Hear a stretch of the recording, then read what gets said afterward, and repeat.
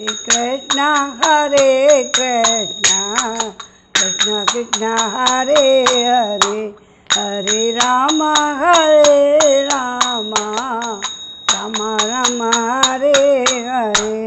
कौदिलिंगे खबरिया रे राम जी के चरणन में मन हो जा दीवाना रे। राम जी के चरणन में कौदिलिंगे खबरिया रे राम जी के चरणन में। हरे कृष्णा कृष्णा कृष्णा हरे हरे। श्रीमन नारायण नारायण नारायण भजमन नारायण नारायण नारायण। गोविंद मेरो है अरे गोपाल मेरो है। श्री बांके बिहारी नंदलाल मेरो है। बांके बिहारी जय हो तुम्हारी जय हो तुम्हारी लला जय हो तुम्हारी। श्रीमन नारायण नारायण नारायण अरे भजमन नारायण नारायण नारायण। जय श्री कृष्ण। हरे वासुदेवाय नमः है। 10वें स्कंद का 64वां अध्याय पढ़ेंगे आज। आज हम नग राजा की कथा सुनाएंगे आपको। सुखदेव जी कहते हैं, हे प्रिय परीक्षित, एक दिन शाम प्रद्युम्न चारुवाहन और गध आदि यदुवंशी राजकुमार घूमने के लिए उपवन में गए। वहाँ बहुत देर तक खेलते खेलते उन्हें वहाँ प्यास लग आई। अब वे इधर उधर जल की खोज करने लगे। वे एक कुएं के पास गए। उसमें जल तो नहीं पर एक विचित्र जीव दिख पड़ा। वह जीव पर्वत के समान आकार का एक गिरगिट था। उनका एक गिरगिट। उसे देखकर उनके आश्चर्य की सीमा न रही। उनका हृदय करुणा से भर आया और वे उसे बाहर निकालने का फिर प्रयत्न करने लगे। परंतु जब वे राजकुमार उस गिरे हुए गिरगिट को चमड़े और सूत की रस्सियों से बांधकर बाहर न निकाल सके तो कौतूहलवश उन्हें आश्चर्य में वृतांत भगवान श्री कृष्ण के पास जाकर के सुनाया और जाकर निवेदन किया, हे जगत के जीवन दाता कमल नयन, भगवान श्री कृष्ण उस कुएं पर आए। उसे देखकर उन्होंने बाएं हाथ से खेल खेल में अनायासी कमल नयन भगवान श्री कृष्ण उस कुएं पर आए और उसे देखकर उन्होंने बाएं हाथ से खेल में अनायासी उसको बाहर निकाल लिया। भगवान श्री कृष्ण के कर कमलों का स्पर्श पाते ही होते ही वह उसका गिरगिट रूप जाता रहा और वह एक स्वर्गीय देवता के रूप में परिणत हो गया। अब उसके शरीर का रंग तपाए हुए सोने के समान चमक रहा था और उसके शरीर पर अद्भुत वस्त्र आभूषण और पुष्पों के हार शोभा पा रहे थे। यदि भी भगवान श्री कृष्ण जानते थे कि इस दिव्य पुरुष को गिरगिट योनि क्यों मिली थी, फिर भी वह कारणवश सर्वसाधारण पुरुष को मालूम हो जाए, इसलिए उन्होंने उस दिव्य पुरुष से पूछा, महाभाग, तुम्हारा रूप तो बहुत ही सुंदर है, तुम हो कौन? मैं तो ऐसा समझता हूँ कि तुम अवश्य ही कोई श्रेष्ठ देवता हो। कल्याण मूर्ते, किस कर्म के फल से तुम्हें इस योनि में आना पड़ा था? वास्तव में तुम इसके योग्य नहीं हो। हम लोग तुम्हारा वृत्तांत जानना चाहते हैं। यदि तुम हम लोगों को यह बतलाना उचित न समझो तो अपना परिचय अवश्य दो। श्री सुखदेव जी कहते हैं, परीक्षित, जब अनंत मूर्ति भगवान श्री कृष्ण राजा नृग से, क्योंकि वे ही इस रूप में प्रकट हुए थे, इस प्रकार पूछा, तब उन्होंने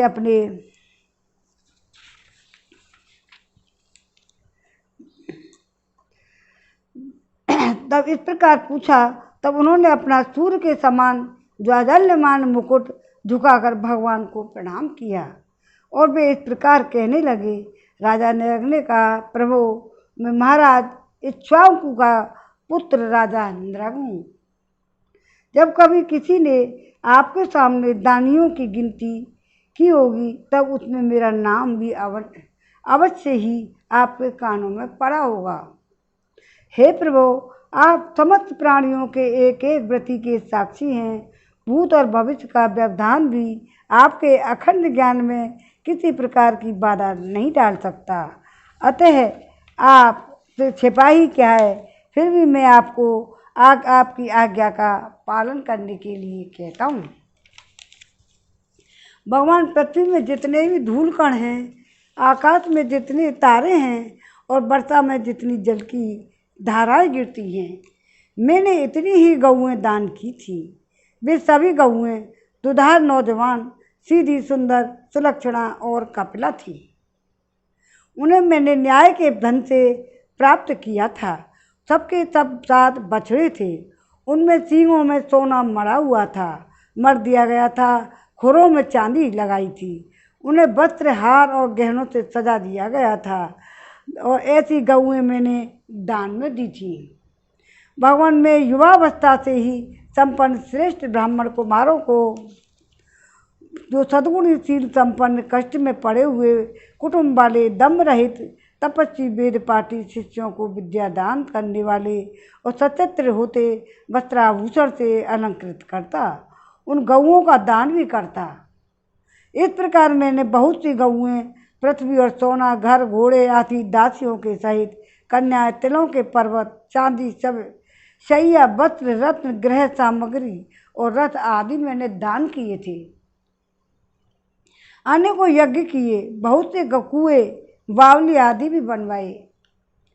पर एक दिन किसी अप्रतिग्रही, दान न लेने वाले तपस्वी ब्राह्मण की एक गाय पिछड़कर मेरी गऊओं में आ मिली।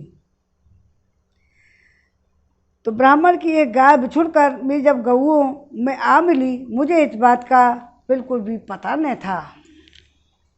इसलिए मैंने अनजाने में उसे किसी दूसरे ब्राह्मण को दान कर दिया। जब उस गाय को वे ब्राह्मण ले चले तब उस गाय के असली स्वामी ने कहा, यह गऊ मेरी है। दान ले जाने वाले ब्राह्मण ने कहा, यह तो मेरी है, क्योंकि राजा नृग ने मुझको इसका दान किया है। अब वे दोनों ब्राह्मण आपस में झगड़ते हुए अपनी अपनी बात को कायम करने के लिए मेरे पास आए। एक ने कहा, यह गाय अभी अभी आपने मुझे दी है। दूसरे ने कहा, यह गाय यदि ऐसी बात है तो तुमने मेरी यह गाय चुरा ली है। भगवान, उन दोनों ब्राह्मणों की बात सुनकर मेरा चित्त भ्रमित हो गया। मैंने धर्म संकट में पड़कर उन दोनों से बड़ी अनुनय विनय की, कहा कि मैं बदले में 1 लाख उत्तम गाय दूंगा। आप लोग मुझे यह गाय दे दीजिए। मैं आप लोगों का सेवक हूँ, मुझसे अनजाने में यह अपराध बन गया है। मुझ पर आप लोग कृपा कीजिए और मुझे इस घोर कष्ट से तथा घोर नरक में गिरने से बचा लीजिए। राजन, मैं इसके बदले में कुछ नहीं लूँगा। यह कहकर गाय का स्वामी चला गया। तुम इसके बदले में 1 लाख ही नहीं, 10,000 गऊएं और 2 भी तो भी लेने का नहीं। इस प्रकार कहकर दूसरा ब्राह्मण भी चला गया। देवादिदेव जगदीश्वर, इसके बाद आयु समाप्त होने पर यमराज के दूत आए और मुझे यमपुरी ले गए। वहाँ यमराज ने मुझसे पूछा, राजन, तुम पहले अपने पाप का फल भोगना चाहते हो या पुण्य का? तुम्हारे दान और धर्म के फलस्वरूप तुम्हें ऐसा तेजस्वी लोक प्राप्त होने वाला है जिसमें कोई सीमा ही नहीं है। भगवान, मैंने यमराज से कहा, हे देव, पहले मैं अपने पाप का फल भोगना चाहता हूँ। और उसी क्षण यमराज ने कहा, तुम गिर जाओ। उनके ऐसा कहते ही वहाँ से मैं गिरा और गिरते ही समय मैंने देखा कि मैं गिरगिट हो गया हूँ। प्रभु, मैं ब्राह्मणों का सेवक, उदार दानी, आपका भक्त था। मुझे इस बात की उत्कट अभिलाषा थी कि किसी प्रकार आपके दर्शन हो जाएं। इस प्रकार आपकी कृपा से मेरे पूर्व जन्मों की स्मृति नष्ट नहीं हुई।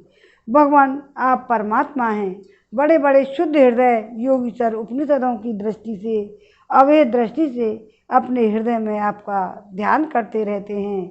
इंद्रियातीत परमात्मा साक्षात आप मेरे नेत्रों के सामने कैसे आ गए, क्योंकि मैं तो अनेक प्रकार की व्यसनों और दुखद कर्मों में फंसकर अंधा हो रहा था। आपका दर्शन तो तब होता है जब संसार के चक्कर से छुटकारा मिलने का समय आता है। देवताओं के भी आराध्य देव, हे पुरुषोत्तम गोविंद, आप ही व्यक्त और अव्यक्त जगत और जीवों के स्वामी हैं। अविनाशी अच्युत, आपकी कीर्ति विचित्र पवित्र है और अंतर्यामी नारायण, आप ही समस्त वृत्तियों के इंद्रियों के स्वामी हैं। आप अंतर्यामी नारायण हैं। श्रीमन नारायण नारायण नारायण, अरे भजमन नारायण नारायण नारायण, गोविंद मेरो है गोपाल मेरो है, श्री बांके बिहारी नंदलाल मेरो है। हे प्रभु, हे श्री कृष्ण, अब देवताओं के लोक में जा रहा हूँ, आप मुझे आज्ञा दीजिए। आप ऐसी कृपा कीजिए, मैं चाहे जा कहीं भी क्यों ना रहूँ, मेरा चित्त सदा आपके चरण कमलों में रहे, कर कमलों में ही लगा रहे, और आप समस्त कार्यों और कारणों के रूप में विद्यमान हैं। आपकी शक्ति अनंत है और आप स्वयं ब्रह्म हैं। आपको मैं नमस्कार करता हूँ। सच्चिदानंद स्वरूप सर्वांतर्यामी वासुदेव श्री कृष्ण, आप समस्त योगियों के स्वामी और योगेश्वर हैं। मैं आपको बार बार नमस्कार करता हूँ। राजा नरक ने इस प्रकार कहकर भगवान की परिक्रमा की, अपने मुकुट से उनके चरणों का स्पर्श करके प्रणाम किया। फिर उसने उनसे आज्ञा लेकर सबके देखते देखते ही वह श्रेष्ठ विमान पर सवार हो गए। राजा नरक के चले जाने पर ब्राह्मणों के परम प्रेमी, धर्म के आधार, देव की नंदन भगवान श्री कृष्ण ने क्षत्रियों को शिक्षा देने के लिए वहाँ उपस्थित अपने कुटुंब के लोगों से कहा, जो लोग अग्नि के समान तेजस्वी हैं, वे भी ब्राह्मण थोड़ी सी पीड़ा, थोड़े से थोड़ा धन हड़प कर नहीं पचा सकते। फिर जो अभिमानवश झूठ मूठ अपने को लोगों को स्वामी समझते हैं, वे राजा तो क्या पचा सकते हैं। मैं हलाहल विष को विष नहीं मानता, क्योंकि उसकी चिकित्सा होती है। वस्तुतः ब्राह्मणों का धन ही परम विष है। ब्राह्मणों के धन को लेकर के एक विष के समान अपराध है, और वही अपराध राजा नरक ने भोगा था। उसको पचा लेने की में पृथ्वी के कोई औषध, कोई उपाय नहीं है। वस्तुतः ब्राह्मणों का धन ही परम विष है। उसको पचा लेने के लिए पृथ्वी में कोई भी औषधि और कोई भी उपाय नहीं मिला है। हलाहल विष केवल खाने वाले को ही प्राण लेता है। आप भी जल के द्वारा आग भी बुझाई जा सकती है, परंतु ब्राह्मण के धन रूपी अरण से जो आग पैदा होती है, वो सारे कुल को समूल जला डालती है। ब्राह्मण का धन यदि उसकी पूरी पूरी संपत्ति संपत्ति लिए बिना भोगा जाए, तब तो वह भोगने वाले उसके लड़के और पौत्र इन 3 पीढ़ियों को ही चौपट करता है। परंतु यदि बलपूर्वक हट करके उसका उपभोग किया जाए, तब तो वे पूर्व पुरुषों की 10 पीढ़ियाँ, आगे की भी 10 पीढ़ियाँ नष्ट हो जाती हैं ब्राह्मणों का धन खाने से, जबरदस्ती लूटने से। जो मूर्ख राजा अपनी राजलक्ष्मी के घमंड से अंधे होकर ब्राह्मणों का धन हड़पना चाहते हैं, समझना चाहिए कि वे जानबूझकर नरक में जानलेवा रास्ता साफ कर रहे हैं। वे देखते नहीं कि उन्हें अधः पतन के कैसे गहरे गड्ढे में गिरना पड़ेगा। ये शब्द भगवान श्री कृष्ण ने कहा था। आज तो ब्राह्मणों पर इतने अत्याचार हो रहे हैं, उनका क्या होगा। आज के ज़माने में ब्राह्मणों ये चल रहे हैं। जिन उदार हृदय और बहुकुटुंबी ब्राह्मणों की प्रति छीन ले जाती है। उनके रोने पर उनके आंसुओं की बूंदों से धरती जितने धूलिकण भीगते हैं, उतने वर्षों तक ब्राह्मणों के स्वत्व को छीनने वाले और उस संकल राजा और उसके वंशजों को कुंभी पाक में नरक में दुख झेलना पड़ता है। जो आज के ब्राह्मणों को इतने अत्याचार करते हैं, खींचते हैं, मारते हैं, काटते हैं, और अब देख नहीं रहे क्या राजनीति में क्या हो रहा है। ब्राह्मणों का जहाँ जिसकी शासन है वो मुसलमान है, मुसलमान का कर रहा है। हिंदू मुसलमान की इतनी हिम्मत नहीं है हिंदुओं की कि मुसलमानों को काट दे, लेकिन हिंदुओं की हालत तो खराब ही कर रखी है। ब्राह्मणों के टाइम पर ये बहुत बुरा है। तो कितने उसमें जाएंगे ये बूंद से धरती के जितने धूल कण भीगते हैं, उन्हें वर्षों तक ब्राह्मण के तत्व को छीनने वाले उस शंकर राजा और उनके वंशजों को कुंभी पाक नरक में जब दुख भोगना पड़ता है। जो मनुष्य अपनी और दूसरे की दो ही ब्राह्मणों की वृत्ति उनको जीविका के साधन को छीन लेते हैं, वे 60,000 वर्षों तक विष्ठा के कीड़े होते हैं। इसलिए मैं तो यही चाहता हूँ कि ब्राह्मणों का धन कभी भूल से भी मेरे कोष में ना आए, क्योंकि जो लोग ब्राह्मणों की धन की इच्छा भी करते हैं, उसे छीनने की बात तो अलग रही। वे इस जन्म में अल्पाई मिलती है और शत्रुओं से पराजित और राज्य भ्रष्ट हो जाते हैं, और मृत्यु के बाद भी वे दूसरों को कष्ट देने वाले सांप ही होते हैं। इसलिए मेरे आत्मियों, यदि ब्राह्मण अपराध करे तो भी उसे द्वेष मत करो। वह मार ही क्यों ना बैठे या बहुत सी गालियां और साप ही क्यों ना दे दे, तुम लोग सदा नमस्कार ही करो। ये भगवान कृष्ण के शब्द हैं। कृष्ण अभी भी ब्राह्मणों के बारे में अभी शिक्षा दे रहे हैं। तुम सदा नमस्कार ही करो। जिस प्रकार मैं बड़ी सावधानी से तीनों समय ब्राह्मणों को प्रणाम करता हूँ, वैसे ही तुम लोग भी किया करो। जो मेरी इस आज्ञा का उल्लंघन करेगा उसे मैं कभी भी क्षमा नहीं करूँगा, दंड दूंगा। यदि ब्राह्मण के धन का अपहरण हो जाए तो अपहृत धन उस अपहरण करने वाले को अनजाने में उसके द्वारा यह अपराध हुआ हो तो भी अधः पतन के गड्ढे में डाल देता है। जैसे ब्राह्मण की गाय ने अनजाने में उसे लेने वाले राजा नरक में डाल दिया था। परीक्षित, समस्त लोगों को पवित्र करने वाले भगवान श्री कृष्ण द्वारकावासियों को इस प्रकार उपदेश देकर अपने महल में गए। 64वें अध्याय में विराम लग गया है। 65वां अध्याय पढ़ेंगे। श्रीमन नारायण नारायण नारायण, भजमन नारायण नारायण नारायण। गोविंद मेरो है, अरे गोपाल मेरो है, तेरी बांके बिहारी नंदलाल मेरो है। बांके बिहारी जय हो तुम्हारी, जय हो तुम्हारी लाला, जय हो तुम्हारी। बोल कृष्णचंद्र भगवान की जय, द्वारकाधीश की जय। श्री बलराम जी का अब ब्रजगमन जाएंगे।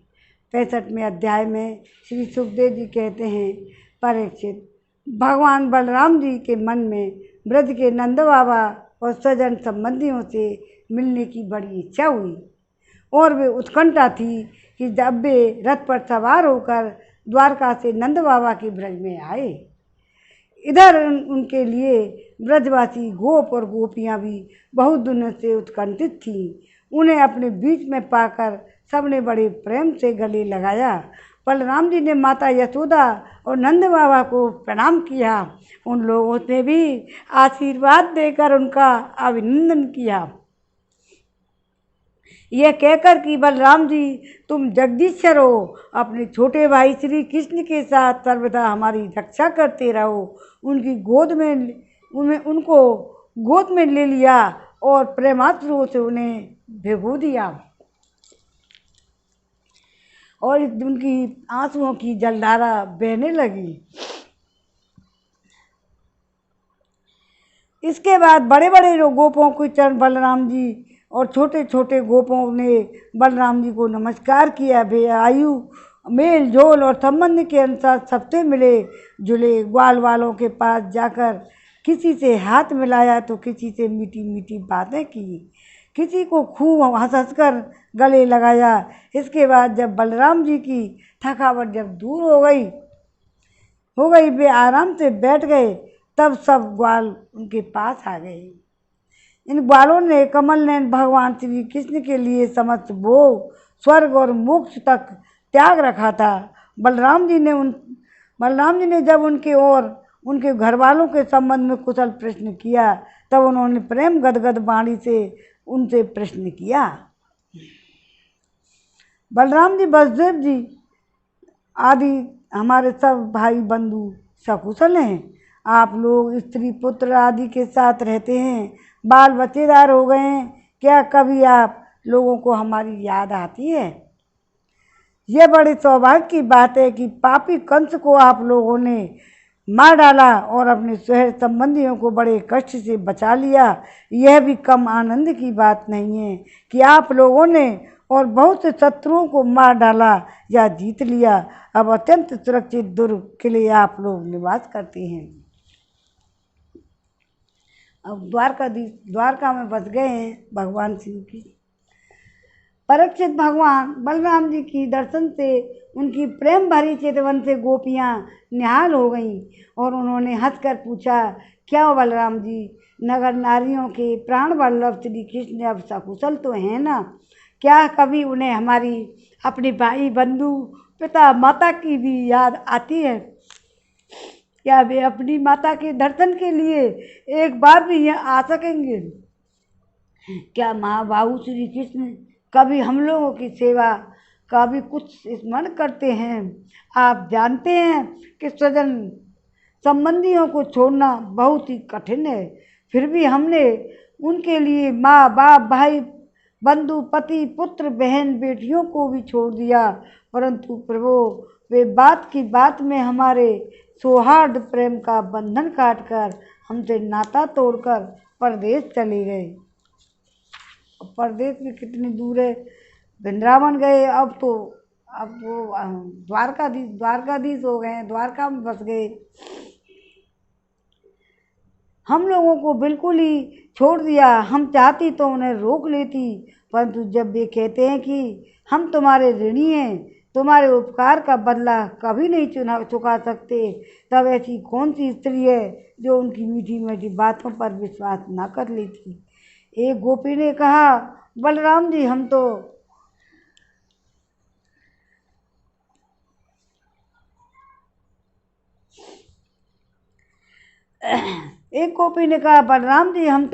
गाम की गमार ग्वालिने ठहरी उनकी बातों में आ गईं, परंतु नगर की स्त्रियां तो बड़ी चतुर होती हैं। भला वे चंचल और कृतज्ञ श्री कृष्ण की बातों में क्यों फंसने लगी? उन्हें तो वे नहीं छक्का पाते होंगे। दूसरी गोपी ने कहा, नहीं सखी, श्री कृष्ण बातें बनाने में एक ही है। ऐसी रंग बिरंगी मीठी मीठी बातें करते हैं कि क्या कहना। उनकी सुंदर मुस्कुराहट और प्रेम भरी चितवन से नगर नारियां भी प्रेम बस से व्याकुल हो जाती होंगी। वे अवश्य उनकी बातों में आकर अपने को न्यौछावर कर देती होंगी। तीसरी गोपी ने कहा, अरे गोपियों, हम लोगों को उसकी बात से क्या मतलब है? यदि समय ही काटना है तो कोई दूसरी बात करो। यदि उस निष्ठुर का समय हमारे बिना बीत जाता है तो हमारा भी उसी की तरह, भले ही दुख में से क्यों ना कटे, दुखी क्यों ना हो, काट ही जाएगा। अब जब गोपियों के भाव नेत्रों के सामने भगवान श्री कृष्ण की हंसी, प्रेम भरी बातें, चारु चितवन, अनूठी चाल और प्रेमालंगिन आदि मूर्तिमान होकर नाचने लगे। वे इन बातों को मधुर स्मृति में तन्मय होकर रोने लगी। परीक्षित भगवान बलराम जी परीक्षित जी कहते हैं, बलराम जी नाना प्रकार की अनुनय विनय करने में बड़े निपुण थे। उन्होंने भगवान श्री कृष्ण की हृदय स्पर्शी लुभावने संदेश सुनाकर गोपियों को सांत्वना दी और बसंत के 2 महीने चैत्र बैसाख वहीं बिताए। वे रात्रि के समय गोपियों में रहकर उनकी प्रेम की अभिवृद्धि करते क्यों न हो, भगवान राम ही जो ठहरे। उस समय कुमुदनी की सुगंध लेकर भीनी भीनी वायु चलती रहती। पूर्ण चंद्रमा की चांदनी छिटक कर यमुना जी के तटवर्ती उपवन को उज्जवल कर देती। भगवान बलराम जी गोपियों के साथ वहीं विहार करते। वरुण देव ने अपनी पुत्री वारुणी देवी को वहाँ भेज दिया। वह एक वृक्ष खोडर से वह निकली। उसने अपनी सुगंध से सारे वन को सुगंधित कर दिया। कौन है? वरुण देव ने। वरुण देव ने अपनी पुत्री वारुणी देवी को वहाँ भेज दिया और एक वृक्ष के खोडर से वह निकली। उसने अपनी सुगंध से सारे वन को सुगंधित कर दिया। मधुधारा की वह सुगंध वायु ने बलराम जी के पास पहुँचाई, मानो उसने उन्हें उपहार दिया हो। उसकी महक के आकृष्ट होकर बलराम जी गोपियों को लेकर वहाँ पहुँच गए और उनके साथ उसका पान किया। उस समय गोपियाँ बलराम जी के चारों ओर उनके चरित्र का गान कर रही थीं और वे मतवाले से होकर वन में विचर रहे थे। उनके नेत्र आनंद में विह्वल हो रहे थे। गले में पुष्पों का हार शोभा पा रहा था।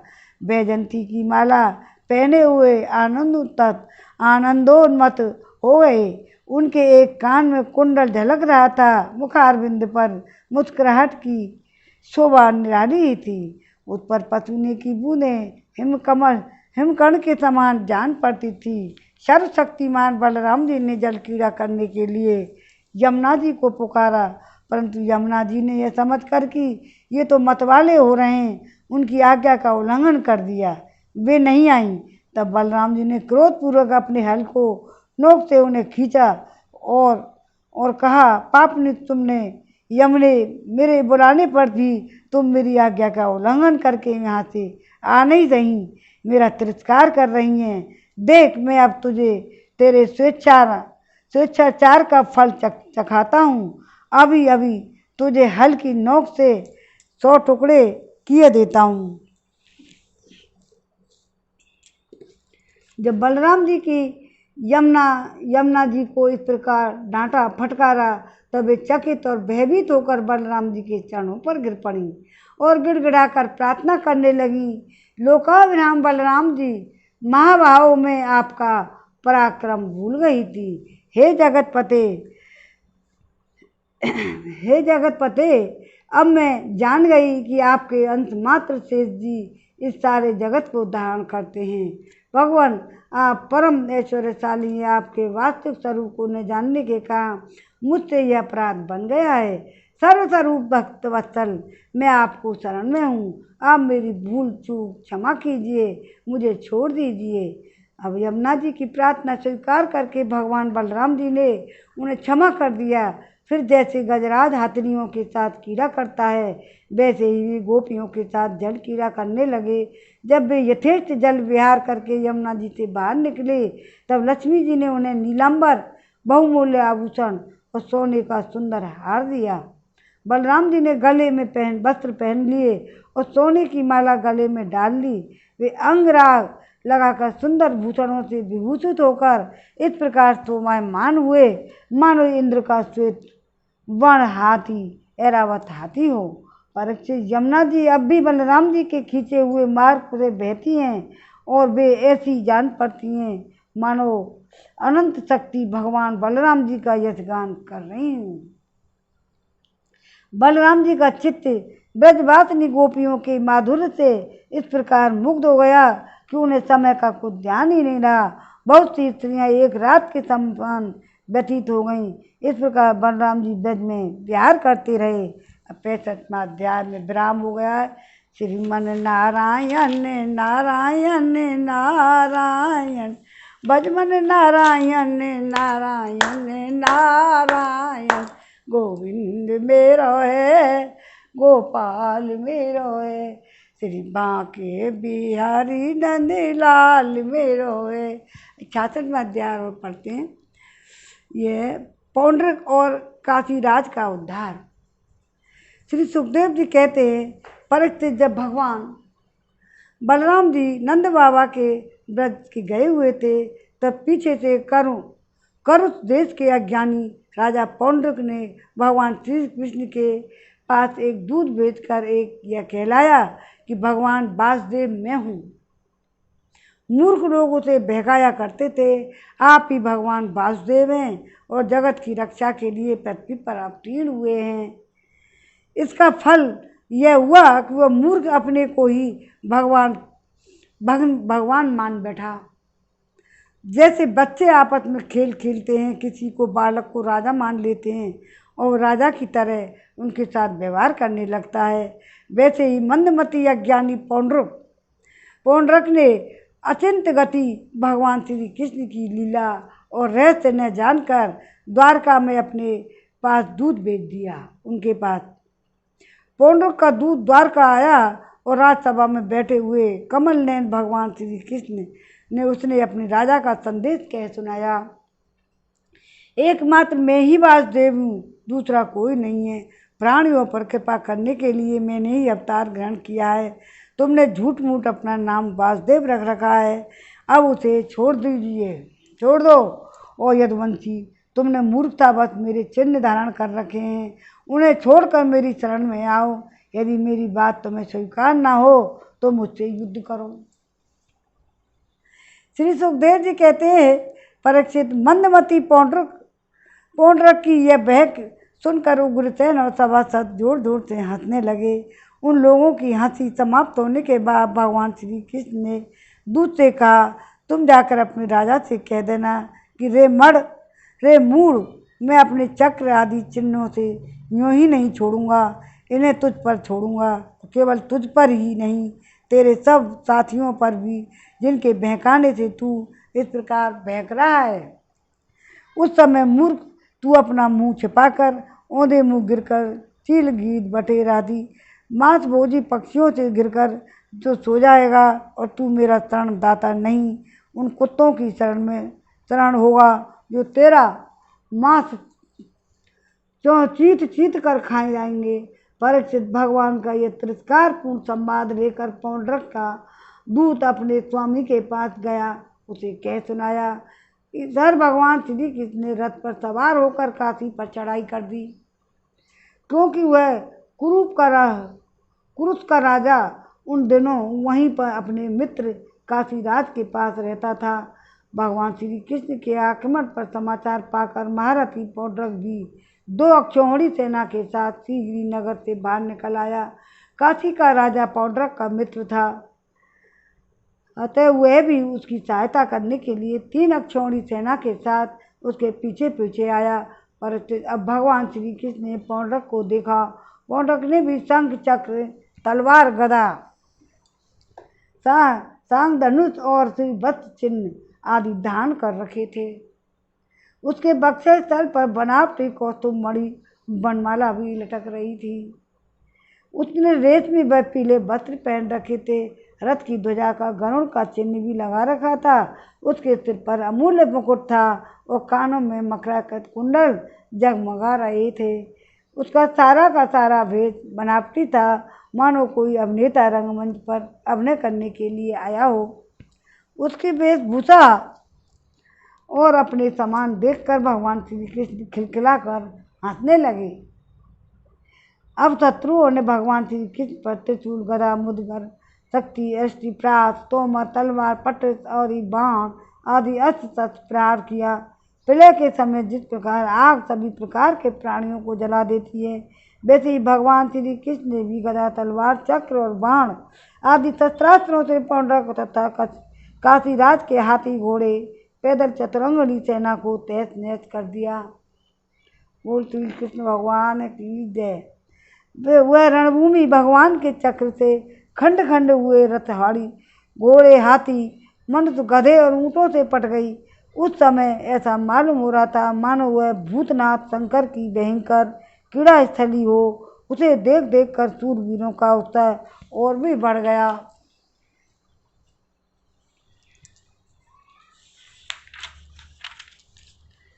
अब भगवान श्री कृष्ण ने पौंड्रक से कहा, रे पौंड्रक, तूने दूत के द्वारा कहलाया था कि मेरे चिन्ह अस्त्र शस्त्र आदि छोड़ दो, सो अब मैं उन्हें तुम पर छोड़ रहा हूँ।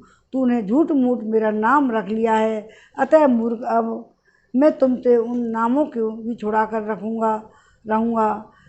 और रही तेरी शरण में आने की बात, सो यदि मैं तुझसे युद्ध ना कर सकूँगा तो तेरी शरण ग्रहण करूँगा।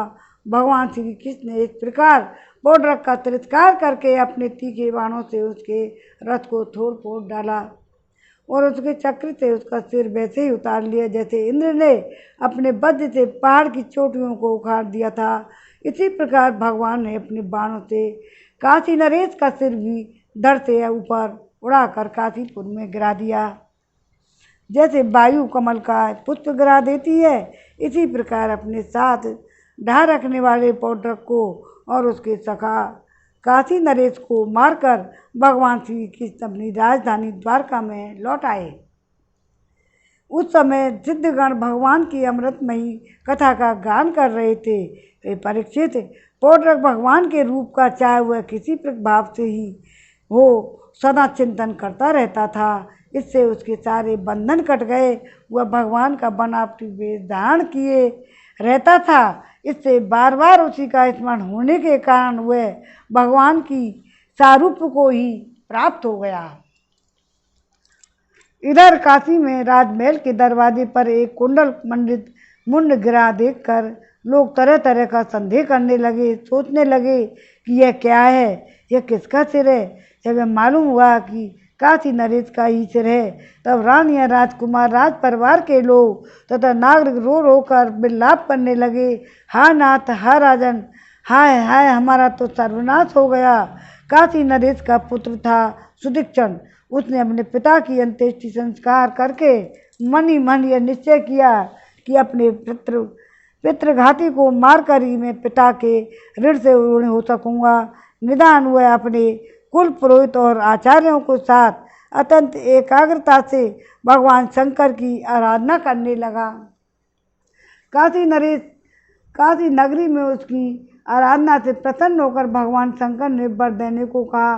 सुदक्षण ने जब यह अभिष्ट वर मांगा कि तुम मुझे मेरे पितृघाती के वध का उपाय बतलाइए। भगवान शंकर ने कहा, तुम ब्राह्मणों के साथ मिलकर यज्ञ के देवता ऋतुभूत दक्षिणाग्नि की अविचार विधि से आराधना करो। इससे वह अग्नि प्रथम गणों के साथ प्रकट होकर यदि ब्राह्मणों के अभक्त पर प्रयोग करोगे तो वह तुम्हारा संकल्प सिद्ध करेगा। भगवान शंकर की ऐसी आज्ञा प्राप्त करके सुदक्षण ने अनुष्ठान के उपयुक्त नियम ग्रहण किए और वह भगवान श्री कृष्ण के लिए अविचार मारण का पुरस्चरण करने लगा। अविचार पूर्ण होते ही यज्ञ कुंड से अति भीषण अग्नि मूर्तिमान होकर प्रकट हुआ। उसके केश, दाढ़ी, मुंह तपे हुए तांबे के समान लाल लाल थे। आँखों से अंगारे बरस रहे थे। उग्र दाढ़ों और दाढ़ भ्रकुटियों के कारण उसके मुख से क्रूरता टपक रही थी। वह अपने जीभ से मुंह के दोनों कोने चाट रहा था। शरीर नंग धड़ंग था। हाथ में त्रिशूल लिए हुए था और जिसे वह बार बार घुमाता था और उससे अग्नि की लपटें निकल रही थी। ताड़ के पेड़ के समान बड़ी बड़ी टांगें थी। वह अपने वेग से धरती को कपाता हुआ ज्वालाओं से दसों दिशाओं को दग्ध करता हुआ द्वारका की ओर दौड़ा और बात की बात में द्वारका के पास जा पहुंचा। उसके साथ भूत से भूत हो गए, भूत भी थे और उसके बहुत से भूत उस अविचार आग को बिल्कुल पास आई हुई देख द्वारकावासी जैसे ही डर गए, वैसे जंगल में आग लगने पर हरिण डर जाते हैं। वे लोग भयभीत होकर भगवान के पास दौड़े हुए आए। भगवान उस समय सभा में चौसर खेल रहे थे। उन लोगों ने भगवान से प्रार्थना की, तीनों लोकों के एकमात्र स्वामी, द्वारका नगरी पर आग से भस्म होना चाहती है और आप हमारी रक्षा कीजिए। आपके सिवा इसकी रक्षा कोई और नहीं कर सकता। शरणागत वत्सल भगवान ने देखा कि हमारे स्वजन भयभीत हो गए हैं। पुकार पुकार के विकलता से भरे हुए स्वर हमारी प्रार्थना कर रहे हैं। तब उन्होंने हंसकर कहा, डरो मत, तुम लोगों की रक्षा करूंगा।